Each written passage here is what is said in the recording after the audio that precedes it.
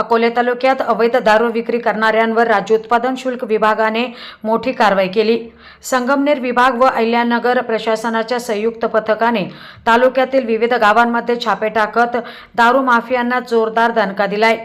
ही कारवाई अहिल्यानगर विभागाचे अधीक्षक प्रमोद सोनोने, उपअधीक्षक प्रवीण कुमार तेली तसेच उपअधीक्षक ऋषिकेश इंगळे यांच्या मार्गदर्शनाखाली राबवण्यात आली। या कारवाईत निरीक्षक सुनील सहस्रबुद्धे, CS रासकर, BS युगो, श्रीरामपूर व कोपरगाव विभागाचे अधिकारी व कर्मचारी तसेच विशेष पथकातील अधिकारी व जवान सहभागी झाले होते। इंदोरी फाटा, राजूर, केळुंगण, वांबोरी, खिरवाडी, निंबळे, अकोले, कारखाना, शहागड, डोंगरगाव, गणोरे यासह अनेक गावांमध्ये छापे टाकण्यात आले। या कारवाईत एकूण 15 गुन्हे दाखल करण्यात आले असून 14 आरोपींना अटक करण्यात आली आहे। तर 276 बल्क लिटर देशी दारू, 4 बल्क लिटर विदेशी दारू आणि 22 बल्क लिटर बियर जप्त करण्यात आली।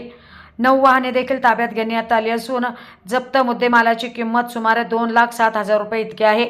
संबंधित आरोपींवर मुंबई दारूबंदी कायदा 1949 अंतर्गत कडक कारवाई करण्यात आली।